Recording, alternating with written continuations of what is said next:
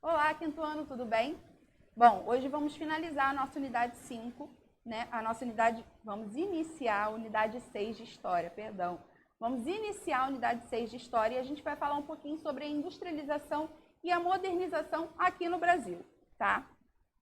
Apesar de a produção agrícola não ter sido interrompida e continuar sendo muito importante para o Brasil, houve uma crescente diversificação das atividades econômicas no país.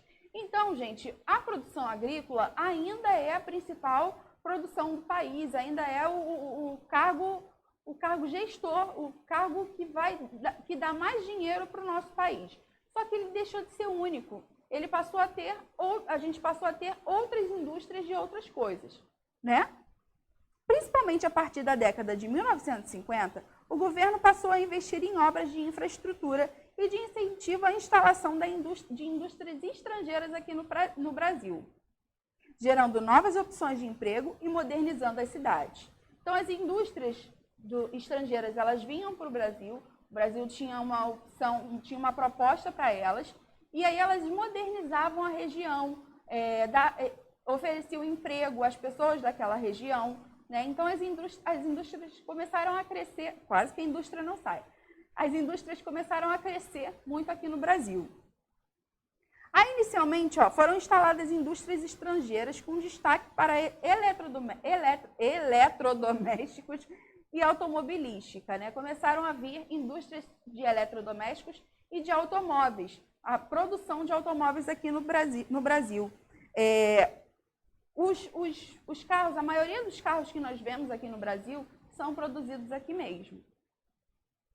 Iniciou-se a construção de uma nova capital, em Brasília, em 1956. A gente estudou um pouquinho sobre isso, lembrando que o Juscelino Kubitschek, ele tirou a capital, que era aqui do Rio de Janeiro, e passou essa capital para Brasília.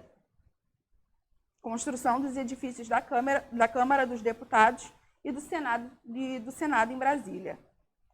Foram construídas usinas hidrelétricas, como Furnas, em Minas Gerais, e Itaipu, na fronteira de Brasil e Portugal. A de Itaipu, gente, é uma das maiores do Brasil, e ela fornece energia tanto para o Brasil quanto para Portugal. Aqui está a construção da usina em Foz do Iguaçu.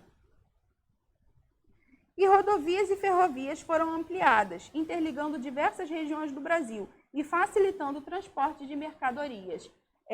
O Brasil ele passou a ter muitas estradas, o que facilitava o transporte dos grãos, transporte dos animais, da granja, para que pudesse abastecer outras cidades. Então, o interior do Brasil ele começou a ser populado, né?